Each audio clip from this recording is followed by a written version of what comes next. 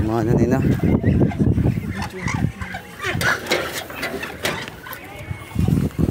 Datang nga itong mga itik.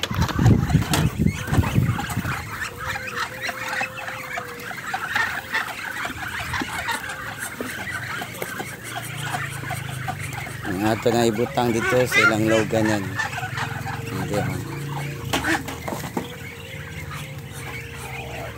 Kag tubig. Tara.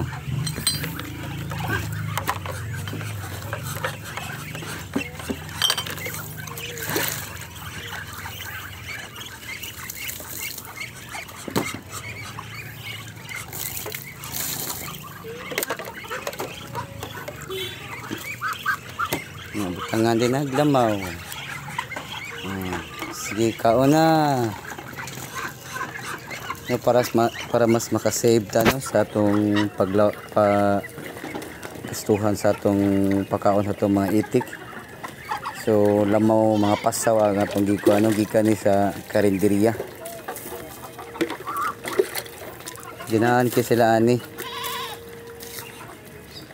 So sa una pa lang bata pa ko, mao gini ang ginabuhat gid sa akong mama. Ako'y tigkuha og lamaw bata pa lang ko. Mga grade 4, nag-start ko paglamaw. So karon wala naman ako mga ginikanan, ako na sad. So mga itong gibuhat, no? Namuhi na sa taog kahayupan kay siyempre pamilyado pud ta.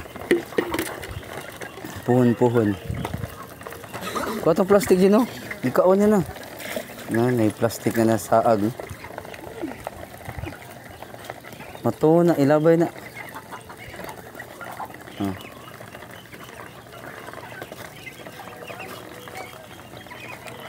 Ubay-ubay buhol na gid.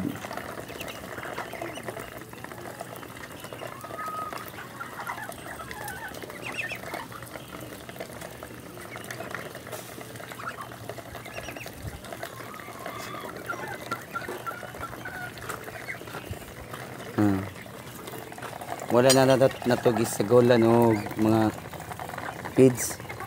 So pure na nga lamaw. So wala tay gasto na. So kay ang diya sa may skina sa mo ni offer man sad nga napud sila lamon, sayang pod nga ilara pong ilabay. So at kaya ni kwanta ni opportunity na gid nato to nga atong gikuan i-grab na lang ginato kay para po sa atong mga itik.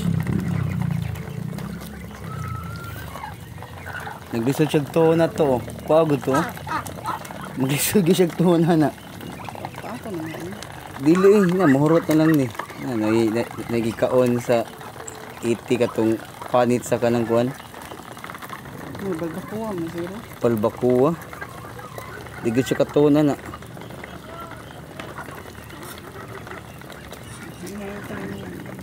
Tara. Isang mga manok. Ngaon sa na mga manok ko.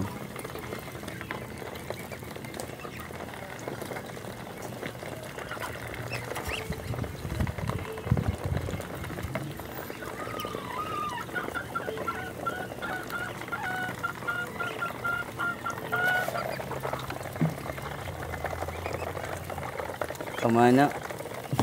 Manginom na sila tubig, ang ganda matag tubig daan.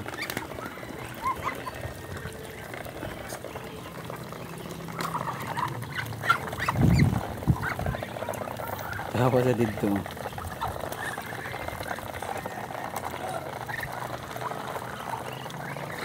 Wala siya katuon eh. Yan na lang ginabay ito. Lucky mo na siya. Adara di lakin. Apa tu laki siya lagi? Kani laki. Mas taga ng bayi.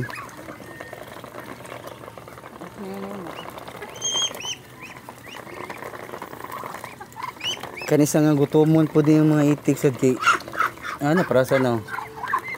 Na ang balihibo sa dang pagkanon bisag na nagipas sa mga pagigbalibo mo na ang ilang mga balibo kay na para sa no tang-tang.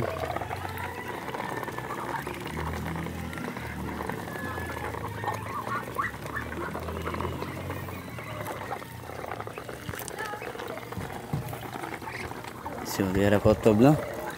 Pit na human. Ato na pa nagtubig.